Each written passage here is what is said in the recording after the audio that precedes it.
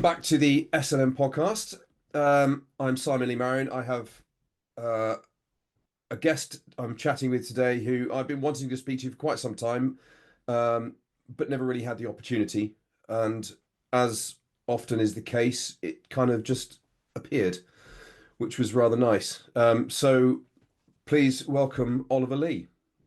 Thank you for agreeing to do this, Oliver. I know not something you do very often, so it's enormously appreciated. It's my pleasure, Simon. Thank you for asking me to come on it. As you say, it's my second ever podcast. So thank you for inviting me. Yes, no favoritism and bias towards Royal Marines either. Right. Very good. Very good way of putting it. Absolutely. Yeah, we do tend to stick to our own. So to give you a little introduction to people. So you joined the Royal Marines after leaving Cambridge and had a stellar start, Sword of Honour, Commando medal, and finished your service as the youngest full colonel since World War II. Not an easy achievement by any stretch of the imagination. Specialised in two areas. Firstly, frontline leadership on the most demanding deployed operations, and the Queen personally decorated him 3 times for this. Secondly, working at the strategic level of defence in Whitehall on the personal staffs of the Chief of Defence Staff and Defence Ministers. And after leaving the Royal Marines at the ripe old age of 40 years young, became the Chief Executive of the Challenge. After that, moving on to places of leisure, also being on the board of the Business Service Association and the Appeal Council of the National Memorial Arboretum, somewhere I've never visited, which is on my hit list. You must go. It's an absolutely wonderful place. Yes, superb place. Yeah, something. It's on my bucket list, I think, more than anything else. Yeah, it's a special.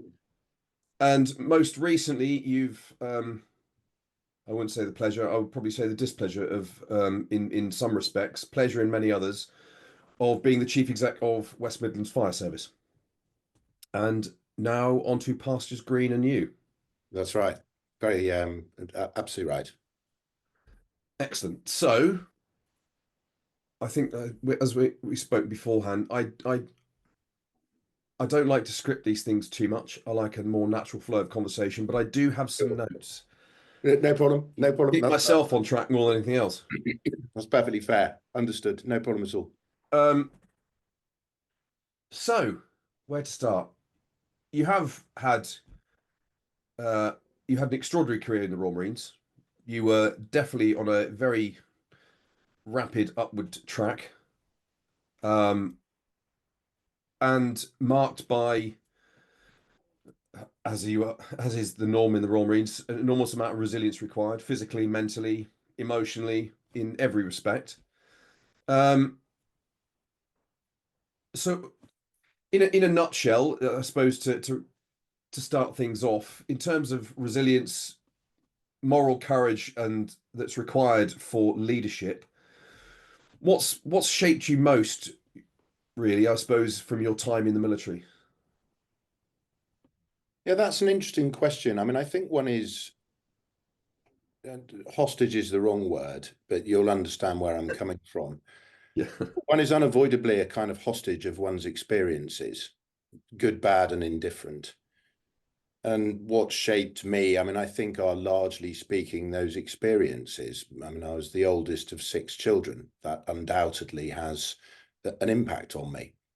Yeah. I was fortunate enough, as you pointed out in your kind introduction, to go to Cambridge and to experience some remarkable things whilst at university there.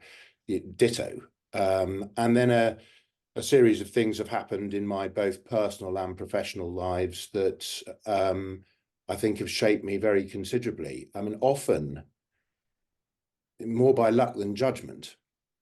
So to go and work, you mentioned it in your kind introduction, Simon, to go and work for the Chief of the Defence Staff, really by chance, out of the blue. Genuinely, I'm not being immodest here, or unduly modest, I should say. Plucked from frontline junior Royal Marines officer, uniformed obscurity, and dropped into the Ministry of Defence in a suit, literally out of the blue, as the junior member of his private office team of 4 people. And I was a Royal Marines captain at the time, and the remainder were all 2+ ranks above me. And Lord Boyce, as he was by the time he sadly died, was 8 ranks above me and 30 years older than me.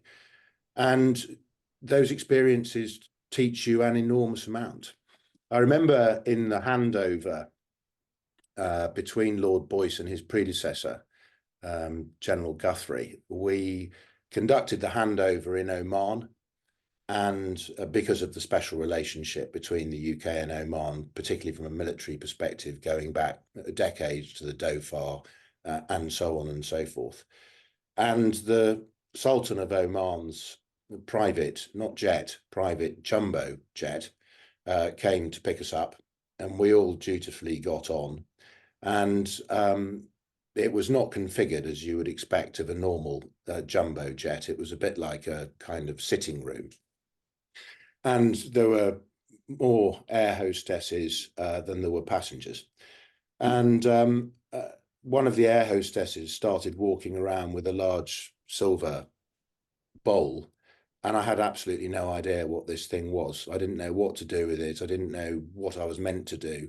I subsequently discovered it was caviar, which I'd never seen in my life before. And so extraordinary experiences that just introduce you to things that you've never seen before. And rather more seriously, halfway through that period of time working for Admiral Boyce, Mike, as I ultimately got to know him as and talked about him as when I gave a tribute in Westminster Abbey at his memorial service, 9/11 happened. And the vast majority of the world, of course, benefited not at all from 9/11, quite the opposite. But in a perverse way, I did, because I watched a senior man demonstrate quite extraordinary resilience in the face of wholly unexpected, unforeseen, unpredicted personal and professional challenge for him. Yeah. I took an enormous amount from that. And so the moments where I feel I have demonstrated resilience in many ways root back to what I've seen from others and the lessons I've drawn from them. I think, for example, physical exercise is a reasonably important founding pillar of, in my case, being able to remain resilient. And I can always tell when my resilience is beginning to diminish because I start to exercise less. It's an absolute clear red light tell for me. And Mike Boyce, who was fixated with racket sports, tennis and squash in particular, even when he was at his most busy, would not stop playing squash because he knew it buttressed his resilience and kept him going. And so those sorts of lessons are important. In terms of personal experience, and you mentioned this when you asked me to do this podcast with you, Simon. I mean, there are probably 2 that I would point to particularly. One is the death by suicide of my beloved younger brother, Adrian, in 2003, immediately before I went to Iraq.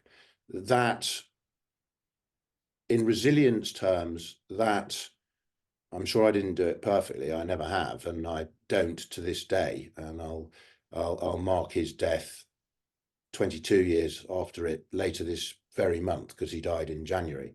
But that taught me, I think, something about dealing with very, very acute sadness from a resilience perspective. Sadness of the kind that I never really expected to feel. And I never really quite understood in advance, I guess, how could one, how it would feel. And so that was a very big lesson for me indeed. And then in 2013, when I made the very sudden and very personally, for me and my family, unexpected decision to leave the Royal Marines, a career that I absolutely adored and was relatively flourishing in, that was, I think, a moment where I felt that my whole belief system had been essentially a little bit like a jigsaw puzzle, had kind of fallen apart. It had been diminished bit by bit by bit by bit over a period of about 2 years. And that sort of assault on one's belief system, what one understands,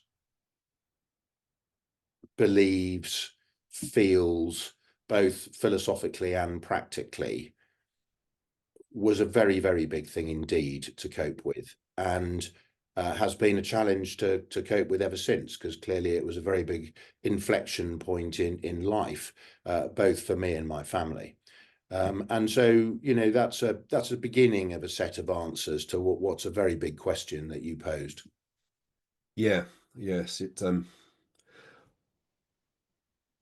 thinking about, going into a conflict on the back of that, it's bad enough going into a conflict in the first place and having that challenge of managing your own resilience emotionally and psychologically in what you're likely going to have to deal with, and being responsible for, a large number of personnel.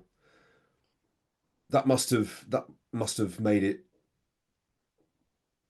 that much more difficult a task, I would have thought, without having compartmentalizing these things. Yes, it's a very good question, a very good point, actually, that you make, not so much a question. You're entirely right, and we haven't discussed this in advance, so great discussion that we're having here. That's exactly what I did. I compartmentalized it because I had no alternative but to do so. Yeah. And that hasn't done me any good since. So I learned a very, very big lesson out of that. And I continue to learn it now, 22 years later. It Yeah. was a very interesting time because I'd moved quickly through the junior officer elements of being in the Royal Marines. And I'd washed up in November 2002 as the operations officer of 4-2 Commando, which is a demanding job. Yeah. Just at the point that 4-2 Commando was starting to get the impression that it might be going to go towards Iraq in the new year. And I had two things to deal with at that point in time. One was taking on this pretty challenging job at a pretty challenging time, with potentially some pretty challenging stuff to do ahead at a very early point in my career in relative terms. And the other one was that I knew my brother was extremely unwell. And reconciling those two things became really very difficult, not least that my brother was in Birmingham, and 4-2 Commando, as you know, Simon, is perched wonderfully on the southern tip of Dartmoor, just adjacent to Plymouth. So there was a big geographic gap between the two of us, hard though I tried to bridge that. And I was extremely busy. Yeah. And so on the day of his death, which is something that I've always struggled with, I retrospectively realized that I'd received a text message from him, which was just a row of X's, a row of kisses, but I missed it. And he sent that before he died. Okay. And so that caused me to question myself really quite deeply as to whether or not I was adequately looking after him at the time, or I was overly distracted by work, or alternatively, was I doing my work well enough because I was overly distracted by Adrian? The list goes on. It was very difficult. And I don't think there's a perfect answer. Yeah. You couldn't do either perfectly, because either could be a 24/7 job. And of course, there were two of them, and you can only do one.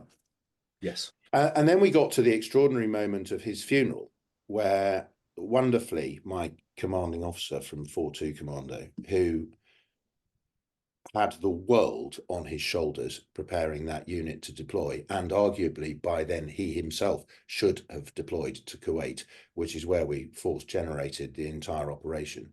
He came to the funeral where I gave the eulogy, and he, in the wake after the funeral, administered to me personally a counter anthrax jab, which I was due to have that day and should have had in 42 Commando, but of course I had to be in Birmingham for this funeral, and that sort of starts to tell you what carried me through this time from a resilience perspective, and it was friendship, and that is the thing that whenever the going has got tough for me over the years, and it has on a number of occasions. Mm-hmm. That's the thing that I have relied on the most. That was an extraordinary selfless thing for the commanding officer to do. And then I remember going once the compartmentalization thing was a real problem because I flew to to Kuwait en route to Iraq the day after Adrian's funeral, quite literally the day after. Bloody hell. But there were two big friendship moments that I remember in that time. And both of these people are godparents to our children, not by chance. And the first was a great friend of mine called Daisy May, who was one of the company commanders, M Company commander in 42 Commando at the time. And shortly after Adrian's death, I'd pretty much folded. And I was at home in my house in Devon, which I'd bought in part courtesy of the inheritance that I'd received when my father had died. And Adrian died a couple of days before, and I sort of thought life doesn't really mean anything. I'm not interested. I don't want to soldier. I'm just going to sit around here and feel extremely sorry for myself and think about Adrian.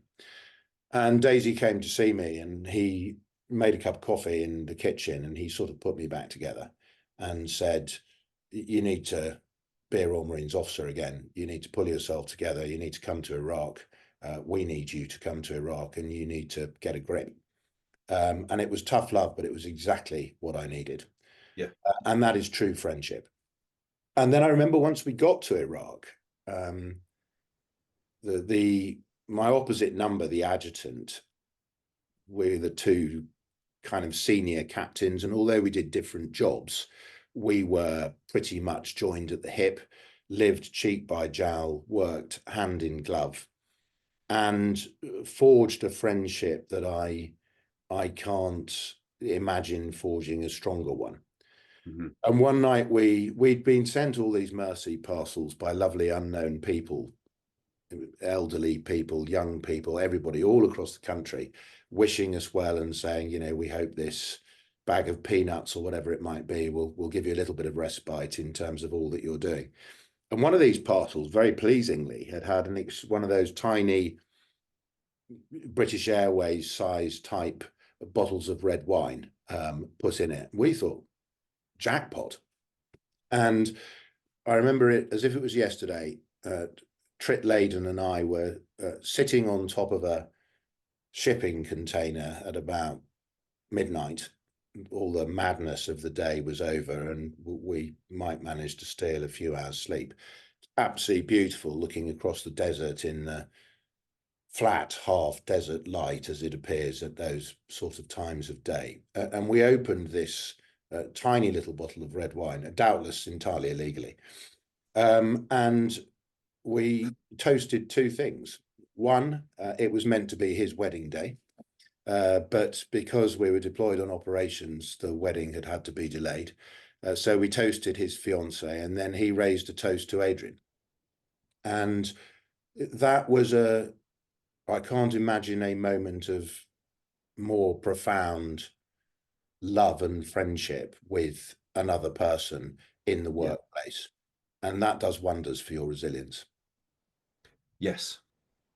Yeah, it's one of the things that is kind of missed very often about resilience is having that kind of strong support network around you, because it's hard to be resilient infinitely.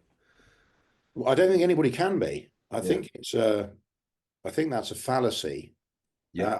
That's not me disagreeing with you, Simon. I know that's what you're saying as well. I think it genuinely is a fallacy. I think anybody who believes that they are endlessly resilient is misguided and risks setting themselves up very sadly for a fall, because I just don't think anybody has that depth of well.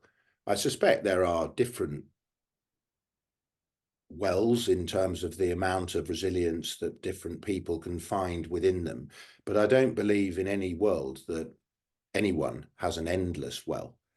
No. And there are times in your life when you take quite a lot of water out of that well.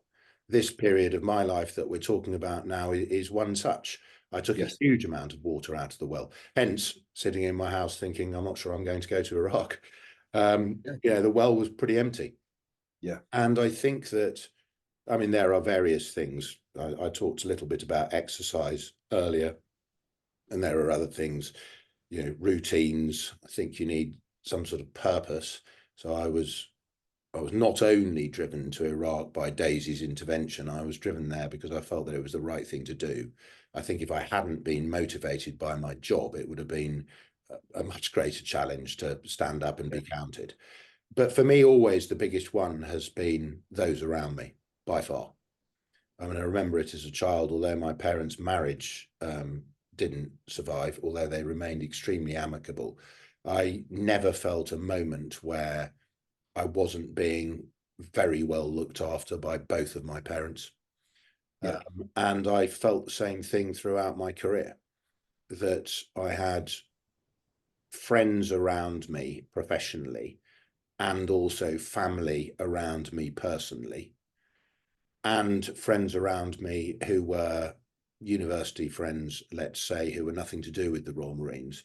Therefore, three different points on whom I could rely when the going got tough. And that to me has always been utterly crucial. I'm not an effective lone wolf. I need other people to lean on.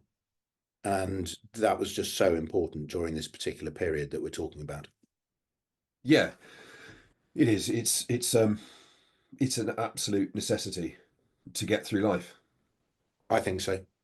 Um, I, and I think so. And it's also remarkable what it spawns if you hold that outlook, or not necessarily even an outlook, even if you just by nature, that's naturally what happens, and you don't think about it by way of an outlook. You just let it happen. You let it flow. You let it create those relationships, and magic flows from that. yeah. The night on top of the shipping container is a magical thing, Yeah. which led to a godparent arrangement, which led to a lifelong friendship. The putting me back together, having fallen apart in my kitchen, is another magical thing. Yeah. The fact that Lord Boyce left in his wishes, wholly to my surprise, that a baby, by comparison to him, me, uh, might give a tribute at his memorial service, is a Yeah. magical thing. And these are very, very special things. And more than probably anything else, they underpin any resilience that I have. I'm not sure I'm actually all that magically resilient myself. I'm okay at it. I suspect most Royal Marines have to at least have a modicum of it, and I would include myself in that category. But I don't think I'm unusually resilient. I think, in a way, the unusual thing I have is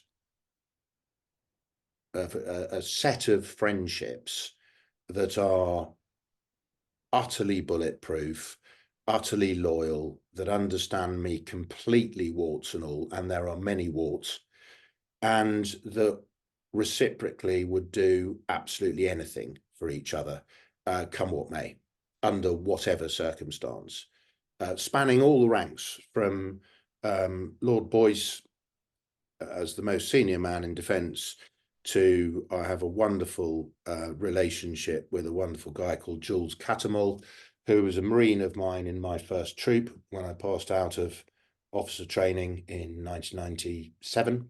I went to 3 Troop K Company, 4-2 Commando, and Jules Catamol was Marine Catamol, and he left as a Marine, and we exchanged cards and emails every Christmas. And so it spans the whole rank from the most senior to the most junior and everything in between. Magical. That's fantastic, isn't it? To have that in your life as a key part of your life, really, I guess. I think it's extremely special. And I was feeling a bit low a couple of months ago as West Midlands Fire Service, which we can talk about in due course if you want, was coming to a close for me. And completely out of the blue, on right at the same time, I saw a WhatsApp group being set up, and I thought, what's this? And it was being initiated by one of my corporals from when I was taking recruits through Commando training in circa 1998, 9, that sort of territory. And I happened to be looking at my phone. We all do that far too much these days, don't we? And I could see this WhatsApp group being constructed. And then I saw another one of the corporals being added to this group. And then I saw the troop sergeant being added to this group. And I thought, oh, what's going to happen here? And lo and behold, it was Corporal Batten, who was proposing a reunion in 2025 for 25 plus years after the event. And I immediately felt better. It immediately put a spring in my step. Yeah. So I think the relationships forged in those kind of professional circumstances are remarkable. And if I was to go after one thing that underpins any resilience I have, it would be those.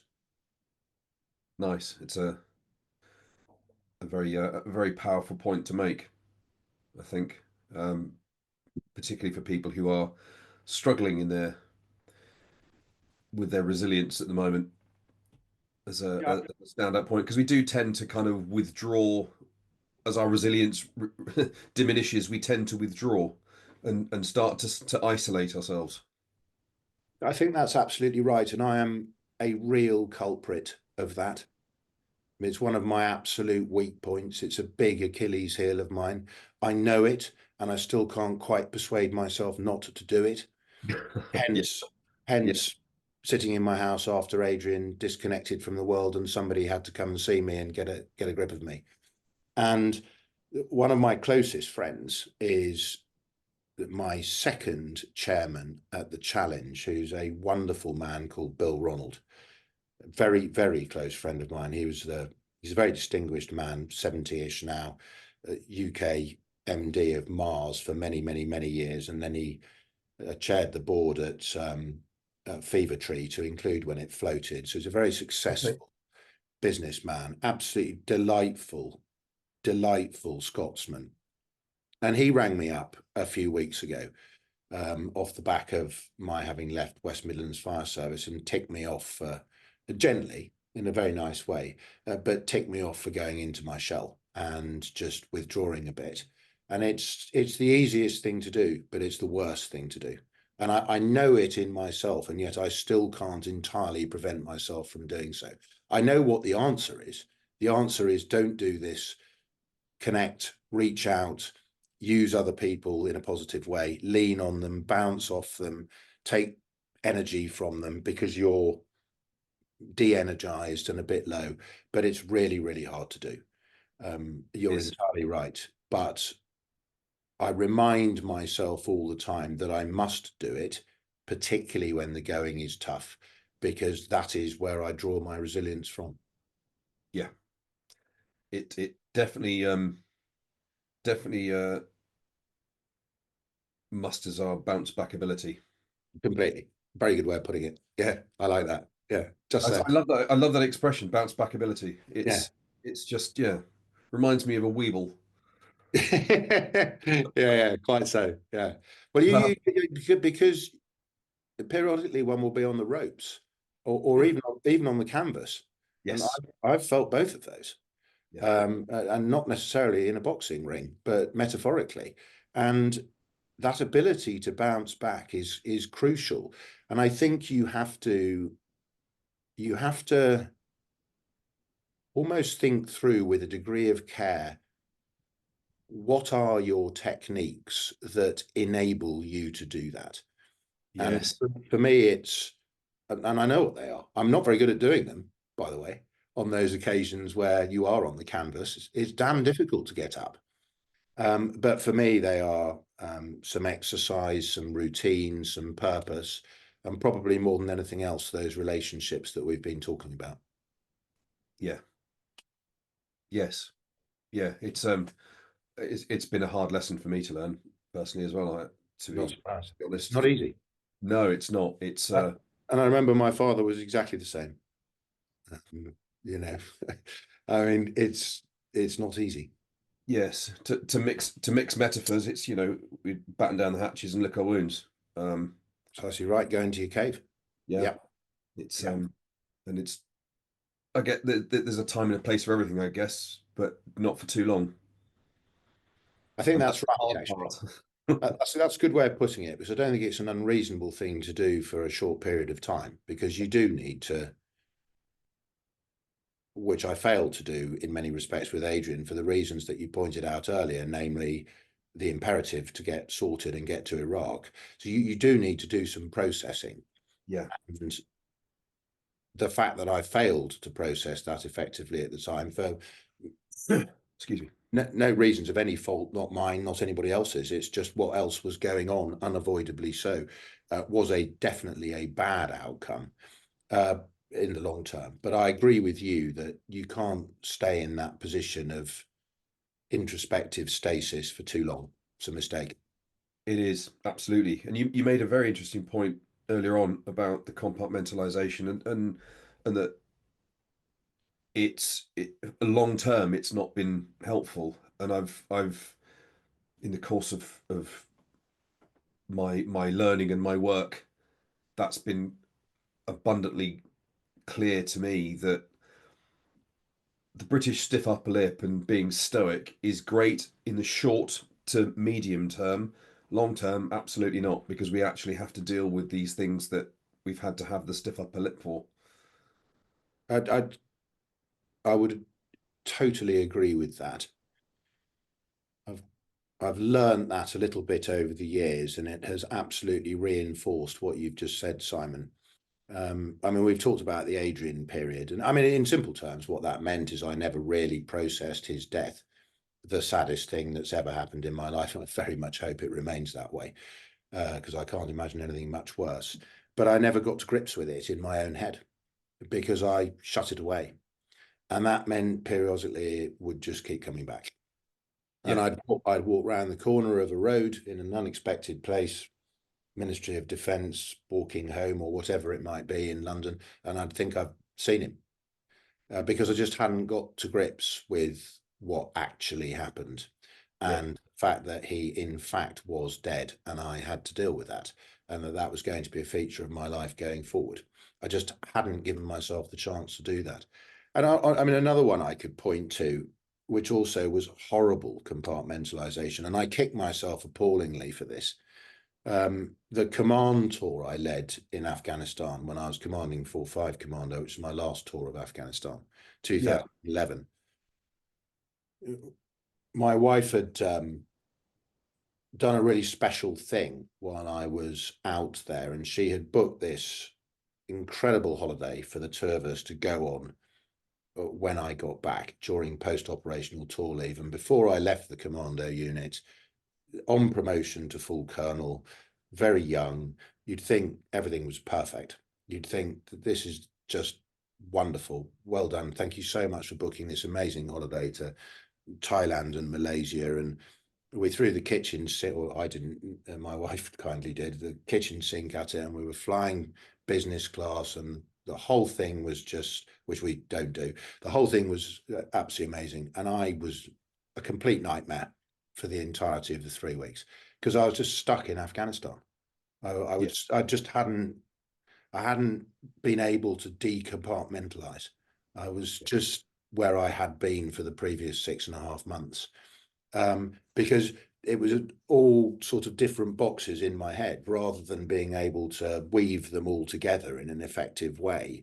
They were separate compartments, and I couldn't get from compartment A to compartment B, even though I longed to do so. yes, And so I mean, I don't think I was, and I wasn't unpleasant. I just wasn't invested in the holiday in the way that I should have been. And I really regret that. yeah. It's a bloody hard thing to do, though. It's really hard. I mean, it's really hard. I mean, the worst example was R&R. I don't know how much you're familiar with this, Simon, from because it post dates your period in the Royal Marines, but a whole series of factors, largely speaking, astride the help for heroes kind of military covenant landscape, Right. had led to the imposition of a policy that said anybody who goes on a 6-month tour to either Iraq or Afghanistan has at some point during that tour to take 2 weeks worth of R&R. And that means you fly out, you go home for 2 weeks, and then you fly back in. I, for my own reasons, very strongly disapproved of this policy. I didn't think it was the right thing to do. I thought it painted us in a rather weird light, particularly in the face of people like Americans, if we couldn't actually go and do 6 months straight, which we'd managed to do previously. And it was also very, very dangerous getting people in and out, helicopters flying, etc., etc., etc. Big targets for the enemy. And it took 20% of the force out pretty much at any particular point in time, because the R&R window only opened after 6 weeks and it closed 6 weeks from the end of the tour. So you actually never had anything like the number of forces in theatre in under your command as the politicians and others believed that you in fact had. So I didn't like this. And I also knew that for me, it was a total disaster, because all I would do is wish I was in Afghanistan whilst I was taking R&R, because I would be petrified of something going wrong with me not there. Yeah. And there's a famous story about which my family dines out on, my R&R from that particular tour. And Nicola, my wife, had asked the children, what would you like to do when Daddy comes home from for R&R? They had said, we'd like to go to Centre Parks. Not actually hugely my cup of tea, but absolutely fine. That's what the kids want to do. And Nicola could tell I was massively wired and not really myself and not really focused. I luckily had a secret phone connection from my house to Afghanistan. I spent most of my time on that, trying to remain abreast of what was going on. I couldn't detach at all. And we arrived at Centre Parks, and famously, very unusually for her, my wife had booked the wrong week. So on arrival, there was no space. It wasn't our week and it was full. And we all just sort of collectively burst into tears and turned the car around and drove home 4 hours in the other direction. So it told us that R&R wasn't the right answer. But yeah, compartmentalization it's a coping mechanism, but it's really dangerous. Yes, it's got to be handled very carefully, for I sure. agree. It's a great tool, Yeah, but in the moment, it's fantastic because it gets you through. yeah, that's right. So thinking in terms of how your levels of resilience when with Afghanistan in the latter part of your career, looking back to kind of Bosnia and Iraq and Ireland and bits and pieces like that, how what did you learn from those environments that helped you to manage things better for yourself in with with when you went to Afghanistan at the end? Yeah, so I mean, that's a really good question, actually. I mean, I don't want to. How would I answer that most effectively for you, Simon? Because I certainly don't want to sound hubristic or arrogant, which is a trait that I deeply dislike. But I felt at home on those operations. I felt comfortable. Yeah. It's where I wanted to be. I was always trying to make sure that I was going to be sent on the next operation. That's why I was in the Royal Marines. It was a privilege, it was a pleasure, it was exciting, it was rewarding, it was fulfilling, it was technicolor, it was a thrill. And so I didn't, and I'm sure there were some appalling moments that rocked me back on my heels. I mean, the first night of Iraq, and we lost 12 of our men, and there Yeah. were some horrendous moments, but which I would never, for a second, of course, play down or diminish the importance of them, or indeed the impact of them. But overall, I felt in the right place. I felt comfortable. I felt almost in a slightly weird way, as this is where I'm meant to be. This is what I was designed to do. It came quite naturally to me. But I, of course, did learn along the way. The point about the importance of friendships, the point about the importance of knowing oneself. I think that I worked out some quite fundamental facts about me over the years, to include on those earlier operations, Iraq and Bosnia, as you mentioned. For example, that I'm not a good lone wolf, that I don't do well alone, but I risk, when under pressure, revetting into myself and going alone. And so I have to fight against that. And I also, which is a technique I've used all my career pretty much, not maybe right at the outset, but fairly early on, I tell the people who work with and for me what all my weak points are, so that they can aim off and help. And they can see when he's going into himself, and they can see when he's starting to exercise less. ... I think I'd also got better at managing my emotional bandwidth, I guess would be a way of describing it, because I care by nature very, very deeply. I'm not saying that to sound a paragon of virtue. There's all sorts of downsides to it. It's just how I'm wired. And Yeah. I've seen people who are much more dispassionate than me be just as effective, if not far more. So it's not a showy point, but I care very, very deeply indeed. You know, I have fire in my veins, not Yeah.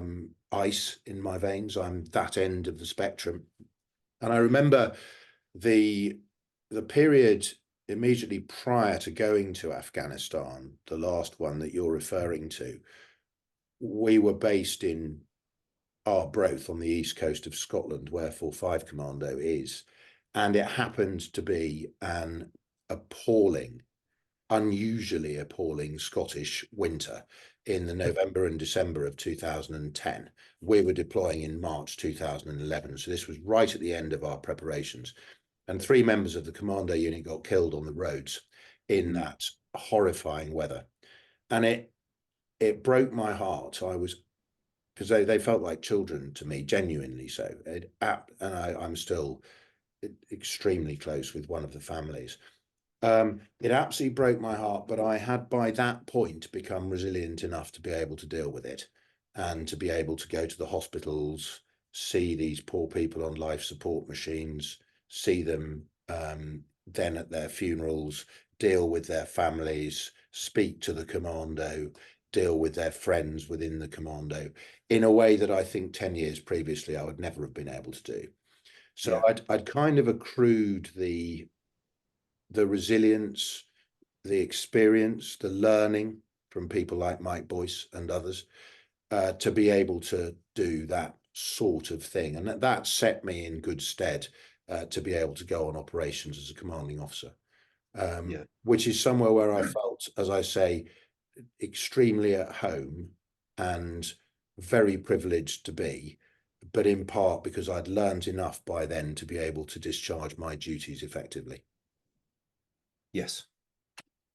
Yeah. Well, certainly more than a sufficient amount of experience at that point. Yeah, yeah. Yeah.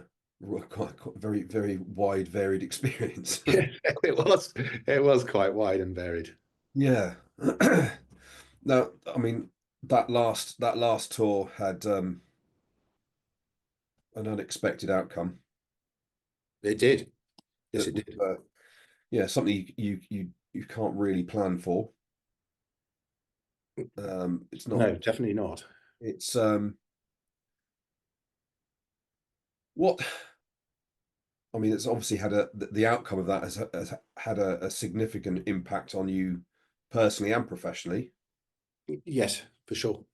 Um, Looking back on that, I mean, we've chatted numerous times, and you know, I've seen the things that you post, particularly on LinkedIn, and a big part of this is about the moral courage required to maintain your own integrity and stick to your values and the values of the organization you're with, and hopefully they're aligned.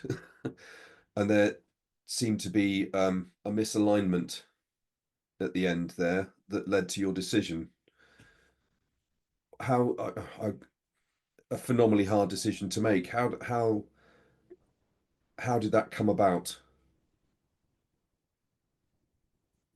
Well, I mean, I could probably talk about it for the next month, and doubtless even longer thereafter. So I'll put it into a nutshell insofar as I possibly can. Yes, an enormous moment, an enormous inflection point, a massive life moment. I do believe that moral courage lay at the heart of it, as a matter of fact. What was the context? I mean, in simple terms, I took enormous pride in what 4-5 Commando group, in the broadest sense of the word, much, much bigger than 4-5 Commando, full company of Gurkhas, all sorts of other organisations attached. So 4-5 Commando, 700 people, combined force of almost twice that size. So by no means was all 4-5 Commando or all Royal Marines or all men or all of the various things people sometimes believe. But I take enormous pride in everything that was achieved on that tour. Yes. Zero collateral damage, pretty remarkable in 7,600 patrols, zero civilian casualties, ditto. And the fact that we brought everybody home alive, ditto. Unprecedented achievements. And that meant that that particular patch of Helmand, which I view as mission success because it's what we've been asked to do, was handed over to Afghan security responsibility significantly ahead of the timeline that had been imposed by the powers that be in Kabul. So it was a magnificent tour. And I didn't do it. It was done by 1,300 fabulous people who delivered on it every day. And I shall always be incredibly proud of that. But of course, there was the big sting in the tail to which you refer. And it was very unexpected because about halfway through the tour, with no warning at all, David Cameron announced the withdrawal of combat troops from Afghanistan. Nobody had expected this, not even the most senior people in defence back in the UK. It was a politically motivated announcement. I think it was wildly ill-judged for a whole series of reasons, but I understand why he felt the need to do it for political reasons. And of course, it was his prerogative. And so what then happened, which is what doctrinally happens when a withdrawal is announced. So this is not in any way unusual. This is what the good book says should happen, is headquarters start to be withdrawn, and therefore larger groups of forces are placed beneath the command of fewer numbers of headquarters. Yeah. And that's what happened to me. So for the last 3 weeks of the tour, I had under my command 4-5 Commando group as was, plus the vast majority of 4-2 Commando to our north. Not all of it, but the vast majority of it. And my command went up to about 2,100 people. And none of this, and I won't bore you with the detail, none of this emerged for about a further year. And it came out due to a completely separate investigation into something unrelated that happened to uncover this. But the sting in the tail was that Marine A committed his battlefield atrocity under my command, albeit he was from 4-2 Commando, during the 3 weeks that I had both units. And so I felt at minimum a degree of responsibility for that. And people said to me, well, it doesn't matter. You don't need to worry about it, Oliver. It's just a technical command. You didn't force generate them, you didn't know them, you've never met Marine A, I never have to this day. It can't possibly be, you know, your responsibility. And I have to say I don't agree with that, which might be a bit hair-shirted of me, but I just don't agree with that. I was in command, and I don't think there's any such thing as a technical command. You're either in it or you're not, and it's either yours or it's not, and it's either yours to carry or it's not. I don't think you can wriggle off that hook, really, because Royal Marines officers get promoted luxuriating in the excellence of their people. And you have to be able to carry that when the weather is foul, not just when the weather is fair. Yeah. And I believe that, and truly believe it. It's not a schmaltzy, honeyed throwaway line. I believe it with all my heart. And I think that that is the basic bedrock of what I would describe as the sacrosanct relationship between command and commanded. Now, if Marine A had been Sergeant Blackman, had been a member of 4-5 Commando, so I do draw a small distinction. I would have resigned immediately, because I would have taken the view that I had failed through one of my people. But I didn't do that, because I did accept the argument, at least to a point, that I had less agency over Marine A than if he'd been one of my own. Yes. Reasonable point. But courtesy of the fact that Marine A was beneath my command when he acted as disgracefully as he did, I felt that there was an absolute obligation upon me as his commanding officer at that moment in time to make sure that he was treated justly. Not leniently, not harshly, simply justly, in line with what anybody would expect of the globally envied UK legal system that both of my parents had made their careers in, and so I was extremely familiar with. And it was absolutely clear to me, to include the extent to which I was misled as to whether or not I would be allowed to give evidence, that his court-martial was unjust, because the breadth of contextual evidence was precluded from being heard at the court-martial. And what that meant was the very convenient reality, that apparent reality, that Marine A was a single rotten apple in the barrel, reputation, face saving, and all of that, took root, and he was convicted of murder and sentenced to life. Whereas in fact, the reality is he did an appalling thing, but was an apple in a putrid barrel that was rotting all of its apples. And that therefore made those proceedings wholly unjust. And on that basis, I resigned. I felt I had no alternative but to do so. People say, was it a very difficult decision? And there's two answers to that. In one sense, yes, it was, because I was flourishing professionally. I was roughly halfway through a career I wanted to see to the end. My family relied on it. We didn't have a house. We did have a footprint on the property ladder, but not a house we could live in, because we lived peripatetically in married quarters. We were going to send our children away on the boarding school allowance. My wife didn't work. She very kindly followed me around and made big contributions wherever I was, etc., etc. We were all in. I'd never had a CV. I'd left university and gone straight into the Royal Marines. I had no idea what I would do. I hadn't even crossed my mind. So in that sense, I wouldn't say that made the decision any harder. It just made it very, very worrying. What's going to happen next? Where are we going to go? Where are the children going to go to school? What job am I going to do? Where's the money going to come from, etc. But on the other hand, the actual decision was entirely straightforward. I'd been led to believe that I would be allowed to give evidence at the court-martial that would have laid out this context. All of a sudden, wholly to my surprise, without my having given evidence, the court-martial concluded on a Friday, finished, done. And over that weekend, I made the decision to resign, and I did so at 9 o'clock on the Monday morning. I never wore uniform again, ever. Yeah. So the decision itself was very, very easy. You know what, from a resilience perspective, in support of your excellent work, Simon, I mean, what, it was a nightmare. I mean, it was a nightmare. I mean, my whole sort of belief system collapsed and fell apart.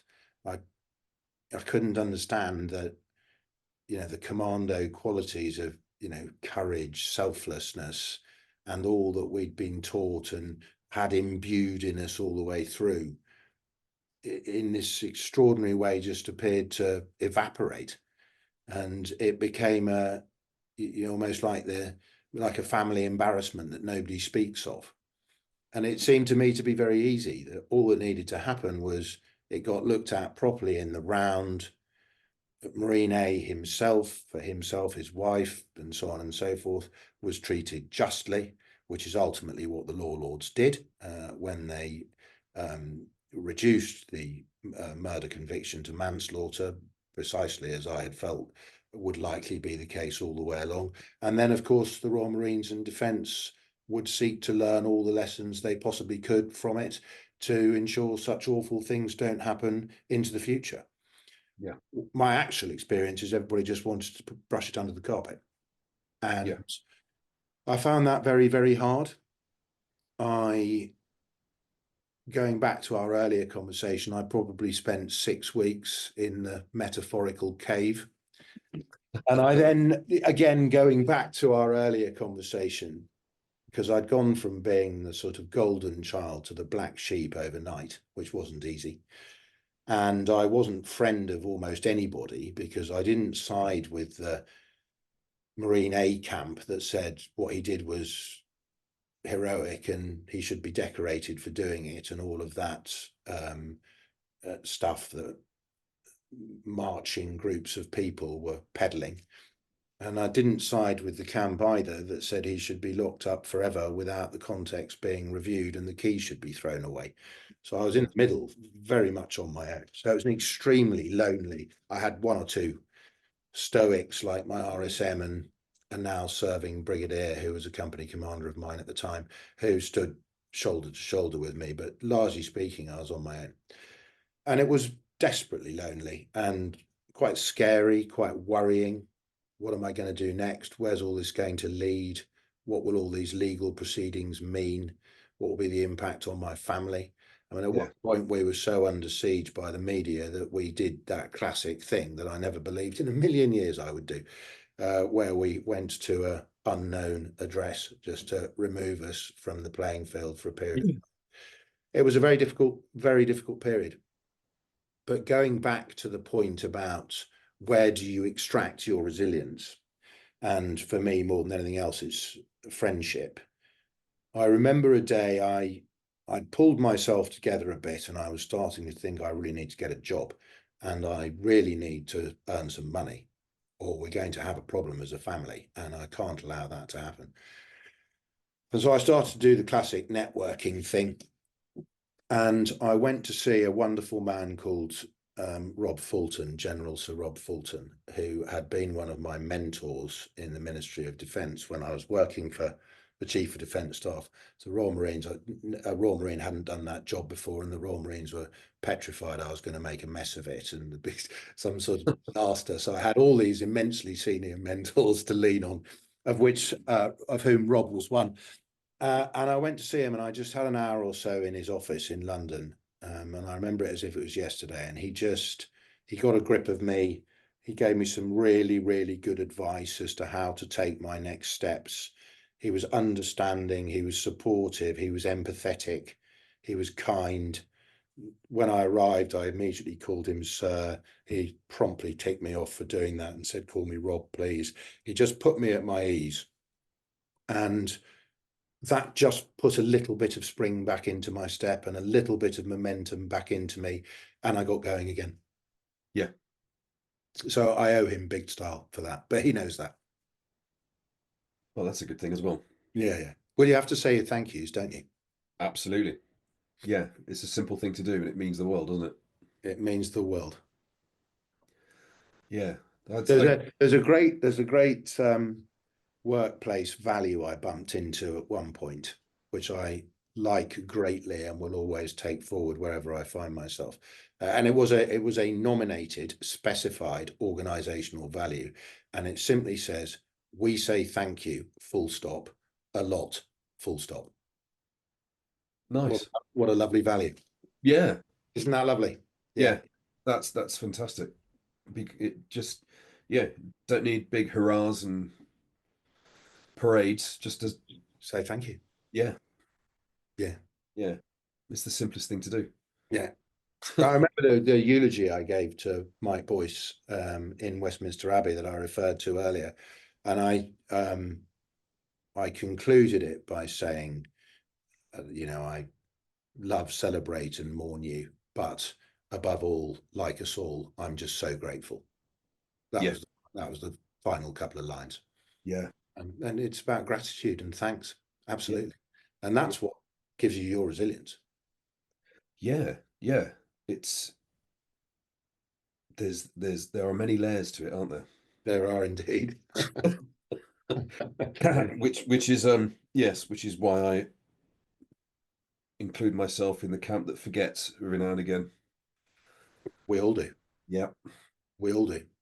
We all do. And I still think that I did it with my younger son over the weekend. I still think that discipline of writing a thank you letter, and putting a stamp on it and putting somebody's address on the envelope and putting it into the letterbox goes such a long way.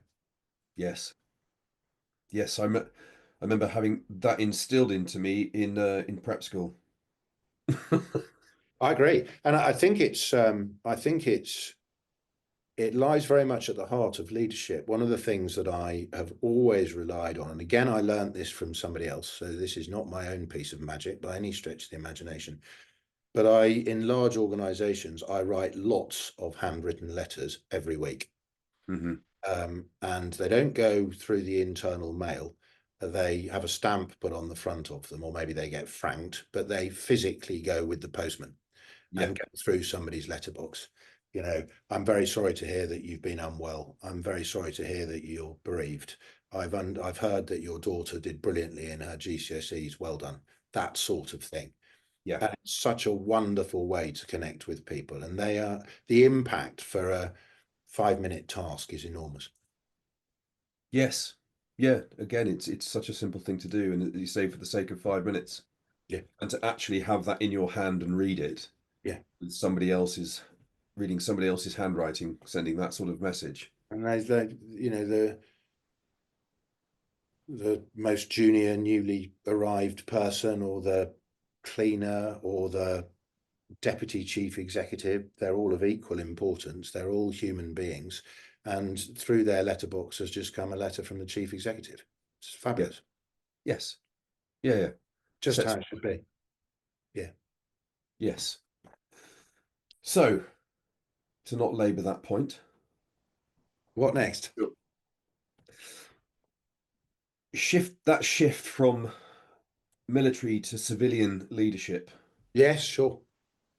Is a lot to take with you of unquestionable value. In also some elements from the military that don't transfer very well into the civilian world. I don't know, mate. I found that particular piece of what to let go and leave behind quite challenging, and a series of heroic failures, should we say? Yeah. How did you find that? What was the how did you cope and manage that change? That's a good question. I mean, the first thing I would say is, and I won't go over the ground that I went over in the last but one question. I found the suddenness of my departure and the unexpectedness of it and the unplanned nature of it, and frankly, the undesirable nature of it, Yes. extremely personally shocking. Mm-hmm. And it knocked me for six and made me less happy than I should have been, less even-tempered than I should have been, less effective than I should have been, more reliant on others than ideally I would like to be. It had a profound impact on me. So I wouldn't for a second underplay any of that. It was a really, really difficult time for me and for my family, and also for friends who were very close to me and who knew how much this was affecting me and my family, and how much they and I were hurting. So I wouldn't underplay that at all. On the other hand, more positively, I found the transition, much to my surprise and the surprise of others, far easier than I had expected. The professional transition, I mean. Yeah. It's interesting. I went to the challenge, which I'd been talking to Odgers Bernston, the executive search firm, about potentially running one of the big homeless charities, which is how I'd got onto their radar screen. Anyway, the board of the charity had decided they wanted somebody with a social care background, which I didn't have. So I didn't end up applying. On Odgers's advice, they said, no point, you haven't got the background they've decided now that they're looking for, so there's nothing to be gained from wasting your time by applying. So I didn't. But luckily it had put me on Odgers's radar, which was to my great good fortune. And that led to the job at the challenge. And it was quite amusing because the challenge was 70% female, obviously no women in the Royal Marines then. It was 15% LGBTQ, whereas in the early stages of my Royal Marines career, that was illegal to be other than heterosexual.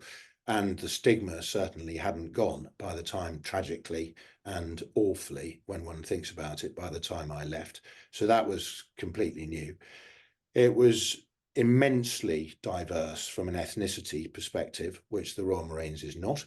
And it was very, very highly educated, which the Royal Marines is not. Everywhere you looked, there was an Oxbridge graduate or somebody with a PhD, if not two. Almost everybody was a university graduate without exception. So, and it was probably, I would say, politically left-leaning, whereas the Royal Marines, I would say, is moderately politically right-leaning. And so friends of mine said, there's no way you're going to be able to go and lead that. And it's chalk and cheese. You're just not used to it. Slightly saying that tongue in cheek, slightly wondering if I was having a midlife crisis, blah, blah, blah, blah. The reality is, other than significantly toning down the swearing, which we all did far too much of in the military and has much less of a place in the civilian environment, I changed nothing in terms of my approach. I genuinely, and I mean that with sincerity, I changed nothing. I clearly wasn't wearing uniform, and I clearly wasn't expecting to be saluted, and I clearly wasn't expected to be called sir or boss. But I led in exactly the same way. Transparently, openly, I hope caringly. I wrote lots of letters to young Marines in the Royal Marines. I wrote lots of letters to young people coming out of university in the challenge. I told the challenge, warts and all, everything that was going on at any particular point in time, just as I had done 4-5 Commando, to include when very difficult things happened. We had to make people redundant in that world, or in the Royal Marines world. A quite understandable but very unpopular diktat came down that was designed to put wind beneath the wings of the Royal Marines reserves, and that meant that some non-reservists didn't go to Afghanistan in order to accommodate reservists going. For the non-reservists who were taken off the bus, that was extraordinarily unpopular. But it becomes much worse if you don't just tell the truth. And if you try and hide it and be a little disingenuous about it, or dress it up as something that it isn't, which everybody straight away sees through. So this concept of openness and transparency, morally courageously telling it how it is, whilst semaphoring a message to everybody that you really genuinely care for them, that they can be at their best, that they, however junior, however far flung from the headquarters, that their ideas will be listened to and acted upon, that they will be heard. All of those themes were identical. Yeah. Be I wearing combat uniform or jeans and a shirt and a blazer, which is what I used to wear at the challenge. And I didn't change a thing. And they worked just as well on either side of the fence. So I was very pleased. And I've talked about this in a number of guises when I've been asked to talk to people who are leaving the armed forces. I accept I was quite left of centre in the armed forces. I wasn't particularly sort of royally military type in that way. So probably I had a reasonable chance at transitioning on the basis of my predisposition, I suppose. But I've often said to people, there is so much skill-wise to transfer, and you are so ready and well equipped to do something. If you can just sort of slightly let the military grandness float away. Because, you know, when I was in Commanding 4-5 Commando, I had things like a driver. What? Well, I mean, I'm not going to find that at the challenge, and nor should I. Nor am I going to find an adjutant, nor am I, etc., nor am I going to find a housekeeper, etc. So you've got to be prepared to let all of that just float away. And I always thought that stuff was a bit overdone anyway, but you need to let that float away. Assuming you can let that float away. If you can't, you've got a problem, I think. But assuming you can let that float away, my goodness me, there are some skills to transfer. And some skills that are at a premium in the civilian environment. Yeah.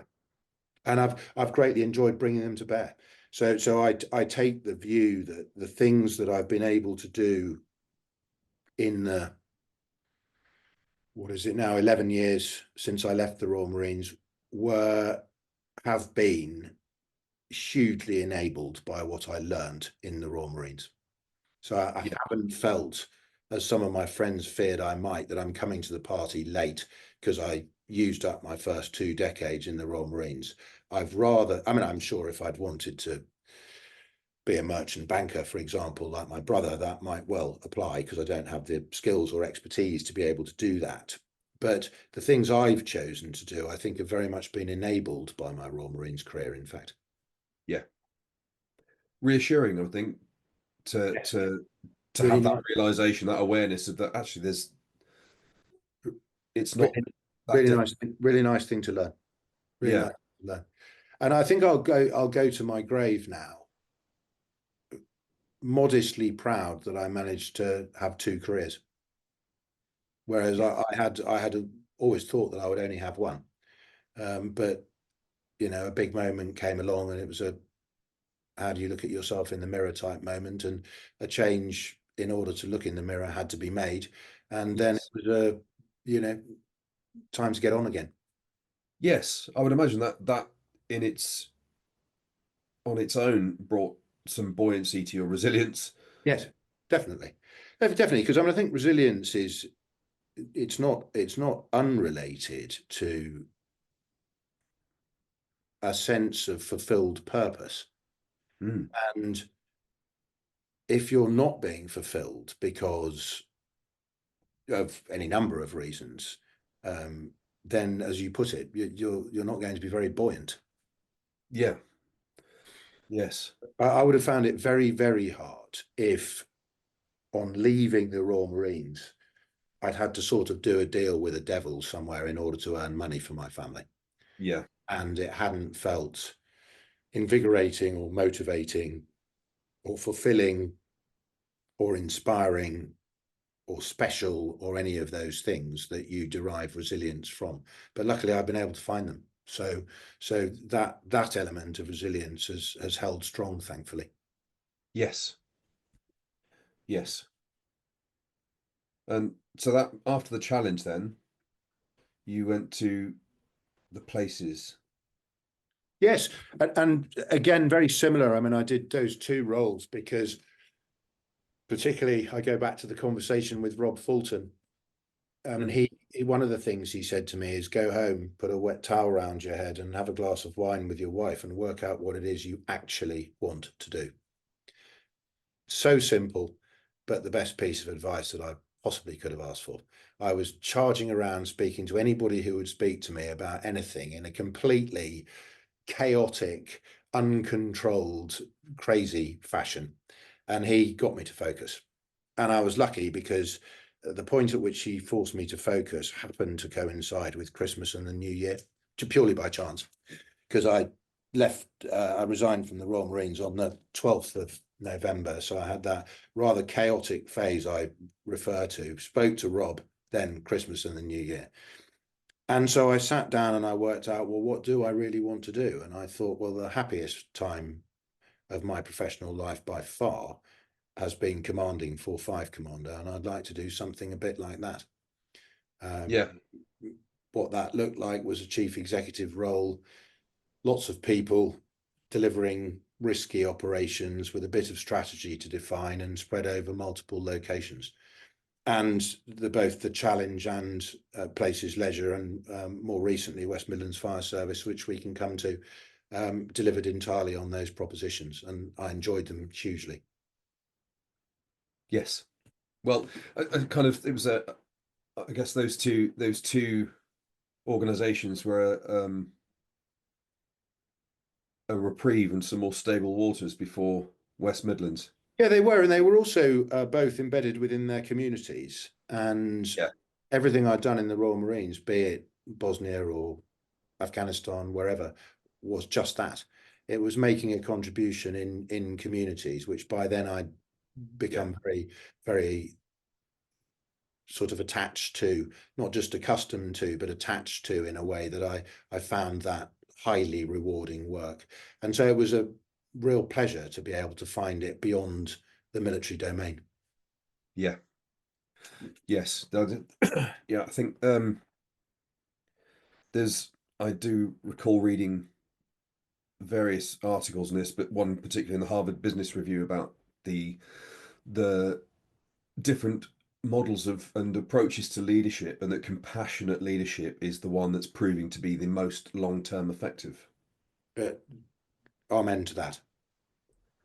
You won't obtain any argument out of me on that subject at all.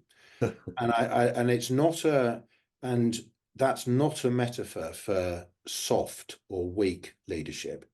What it means, I believe, is that if people individually and collectively genuinely feel cared for in a way that is empathetic, compassionate, robust and decisive and courageous when it needs to be, it doesn't rule out any of those things.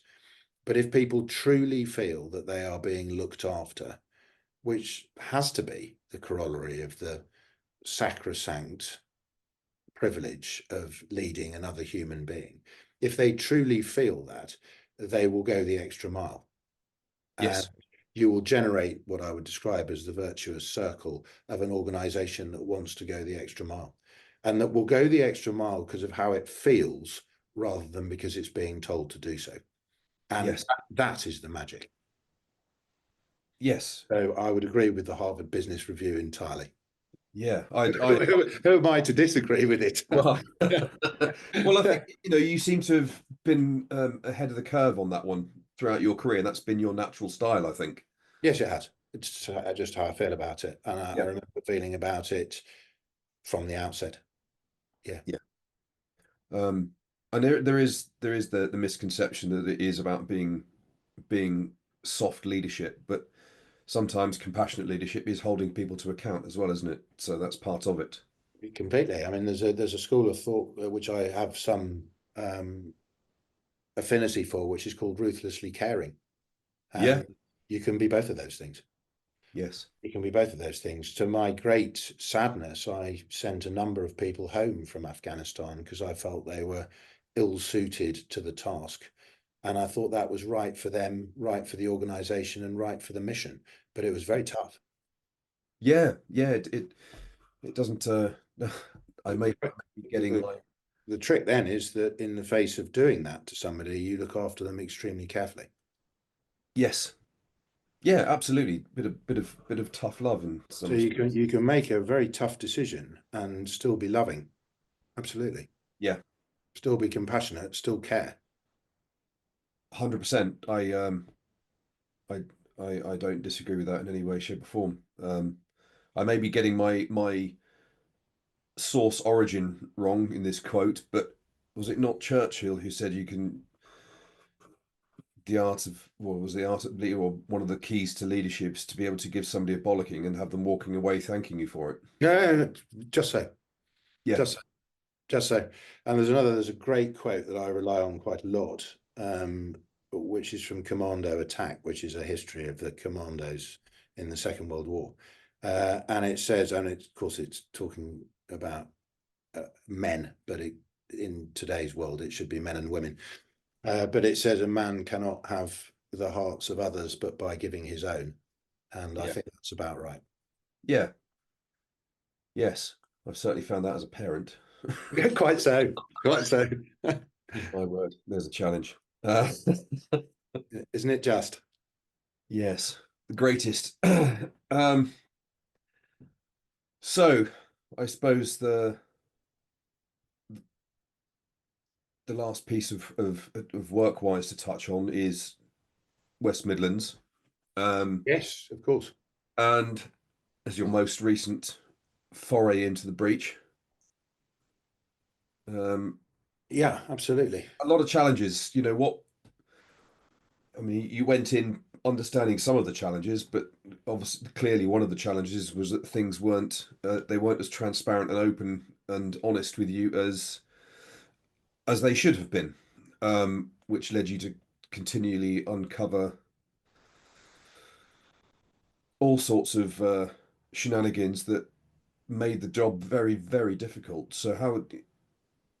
Yeah, I think that's fair. I wouldn't disagree with that summary, Simon, at all. I mean, in many ways, it was something that would, could, should have suited me exceptionally well.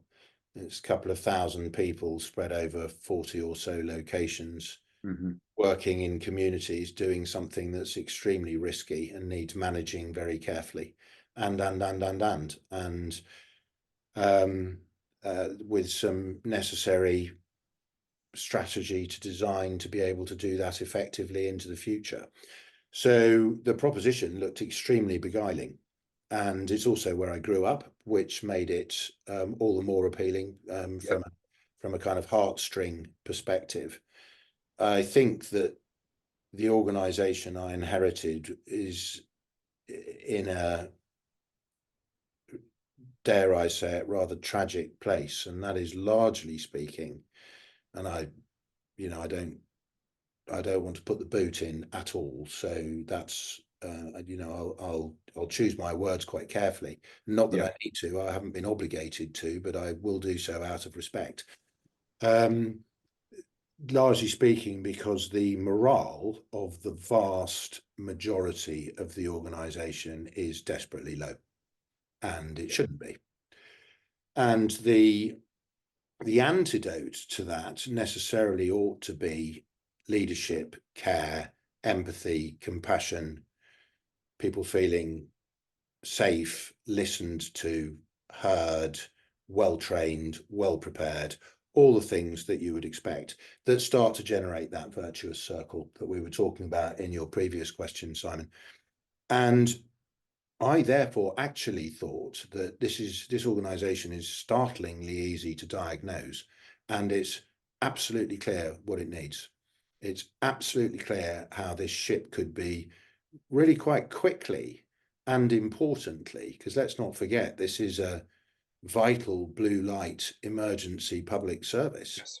It's crucial and it keeps 3 million people safe every day. So, which is the population of the 7 local authority regions of the West Midlands. So this is important. It matters. But I found that structurally, in a number of ways, the way it's structured from a leadership perspective, the way it's structured constitutionally, and it has a formal constitution, and the way it is governed formally by what you or I would understand to be a board, but in this case, it's called an authority. Those three things are almost impossibly powerful impediments to driving the necessary change that is required. Yeah. And so I spent several months, several months banging my head pretty hard against that internal brick wall and didn't make very much progress. And I had a decision to make, really, which is whether I sort of melted into the sunset, which was probably the more self-preserving thing to do, or whether I actually called out the fact that this simply isn't right, in the hope of attracting sufficient attention at senior levels of government and elsewhere that serious change in this sector would be driven. And from a care for your people and moral courage perspective, that felt like something of a no-brainer, that I Yeah. had to go for option 2 rather than option 1. That's what I did.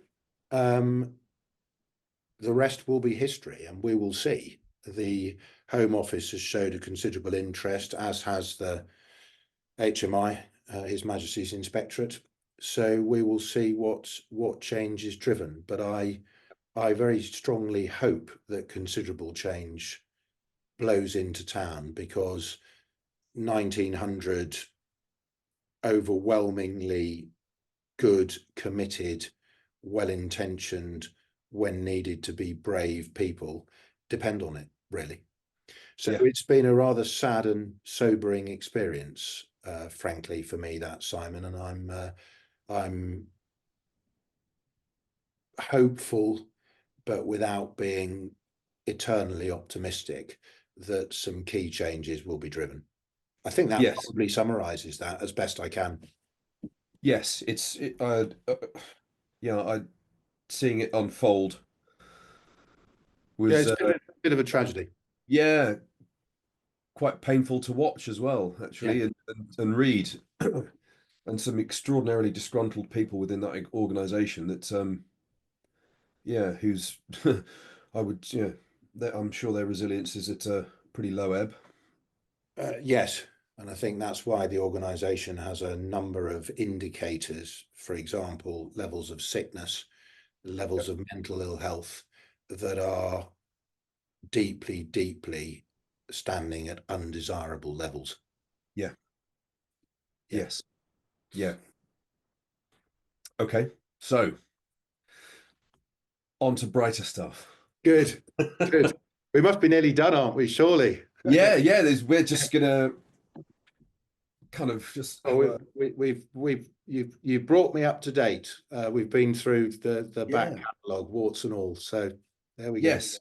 Yeah. And, I don't think you've ever in anything that I've read of you've put out or heard or listened to have not been remarkably open and honest about things. So I and think that's it's crucial. yeah, So, it's appreciated on this end of things. It's pleasure. it makes it much more enjoyable. Good. So with kind of wrapping things up with everything you've done, military leadership, civilian leadership, kind of your own personal experience and kind of growth along the way. Um, for you, what is it? What does resilience really mean to you? That's a good one, Simon. Um,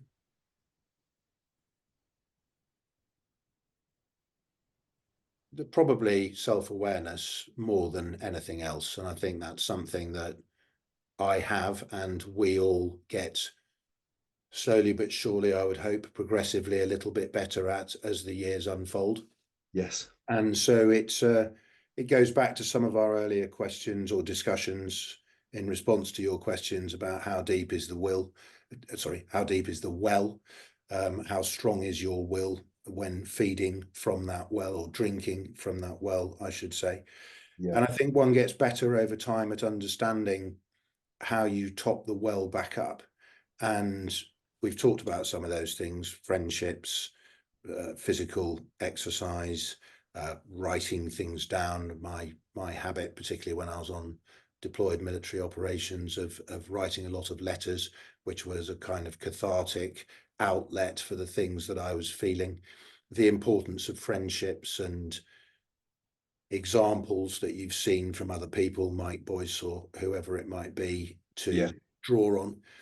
And I think you package all, if you're me, one packages all of that up into something that is called self-awareness. And that means when you need a bit of an injection of resilience versus when actually you're okay. So that probably, I'm 51 now. That's probably where I've got to at this stage anyway. Yeah. No, that's I can relate to that, and it makes a lot of sense. It's I think resilience comes with age and experience as well. I agree. And I think the moments where my resilience has run, very close to dry is when I wasn't being particularly self-aware, and I wasn't being particularly experienced in terms of how I was handling the particular situation or situations that I was dealing with. I was being a bit blind leading my own blind. And I would hope now to have reached a point where I would be able to aim off more effectively in terms of my awareness of myself. Yes. Yeah, well, there's a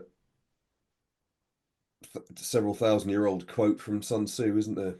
To know your enemy is to know yourself. First, know thyself. Yeah. Precisely so. And I think a little trick that is useful, which I have used a lot over the years, is to enfranchise those people closest with you, to include professionally. And this really discomforts some people doing this. I think it's absolutely golden. You tell them about all those deficiencies of yourself, and you ask them to watch your back, not in a traditional from the enemy perspective, but watching your own back from yourself perspective. And Yes. that forges very strong teams. Yeah. Yeah. Because my resilience is fundamentally related to the level of support I get from other people. Simple as that. Yeah. Yeah. Absolutely. I have on a on a similar vein, and I shall use the terminology that this gentleman used. Was one of the best bosses I've had, and he started something that he called "Fuck Up Friday." And